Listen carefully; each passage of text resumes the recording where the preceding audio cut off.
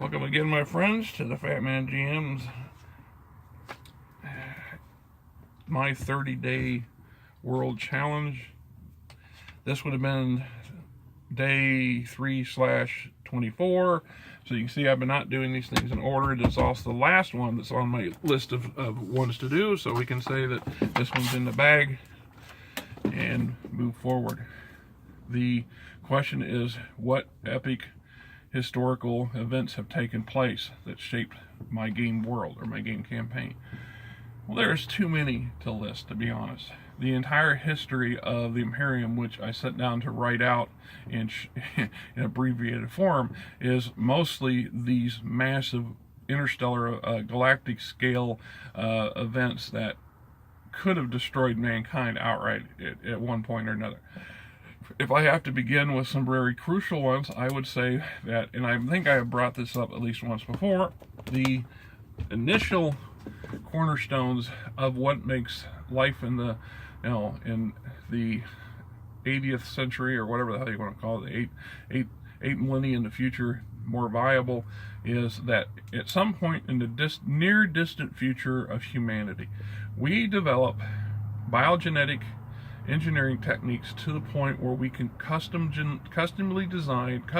design genetic imprints of humanity. We can mix the genus and of other creatures into our own DNA to enhance our abilities, or to selectively design humans to be compatible with specific environments. This is where we get flying humans, or we get Aquaman, or we get our versions of some of those we consider superheroes.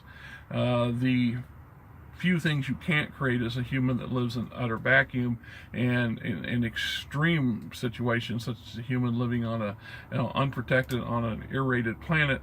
It's just not going to be functional. On the other hand, who's to say what's plausible when you mix DNA from exotic worlds that we've yet to discover and alien species we've yet to encounter, based off of the house players and what they attempt to do over time.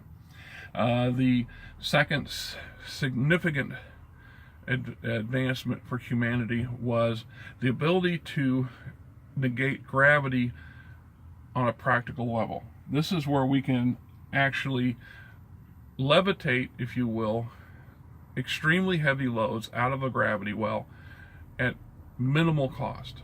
One of the biggest problems in modern and postmodern or pre-modern space exploration and space development issue is the sheer volume of fuel versus the mass required to get something out of the gravity well. It's so expensive and so clunky, so unwieldy to put something into space. We have to spend so much money to put the least amount of stuff into orbit. It makes it very difficult for us to mass explore and mass exploit like we did our own planet. But if we can find a way, whether it's a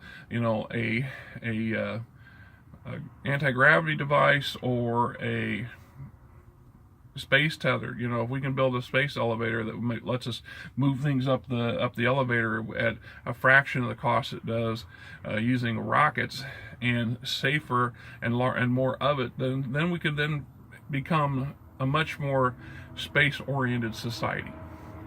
So we've developed the technology to alter humanity in extreme ways, and we developed a method to beat gravity. The third big development was in healthcare and eugenics. This is where we've discovered a way to extend the human life by a magnitude.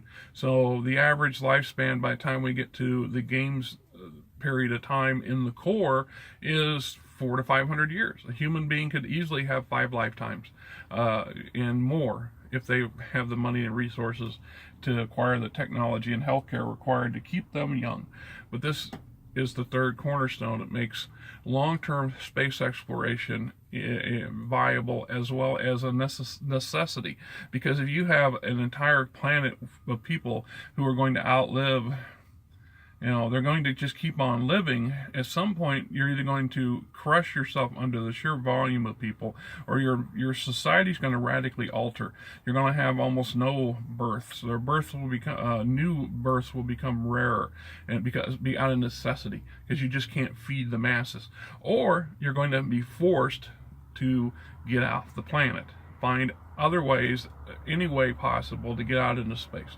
So very early on, cryogenic or colony, they call arc ships and generational ships, are now viable. If you could live for 300 years and it takes you 40 years to travel from Earth to another solar system with a viable planet, well, as long as you can sustain those 40 years in relative comfort and safety along the journey, it makes that journey of colonization quite viable, because you're going to be sufficiently young enough when you get there to be able to accomplish great things and make a colony effort worth doing. So the last cornerstone of scientific development that makes, in my premise, that makes the things viable, was the discovery of faster than light travel.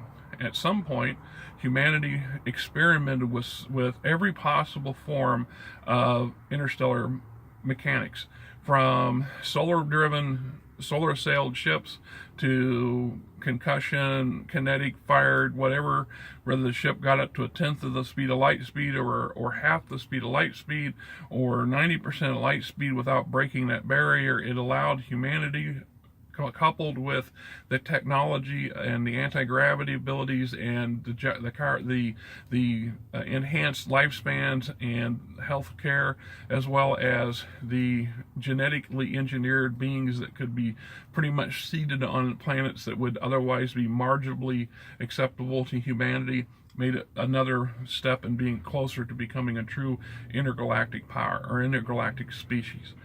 And at some point, somebody discovered that Einstein's theory, and I can't quote you right off the top, the one I chose to utilize, was viable, and they found a way to connect the dot.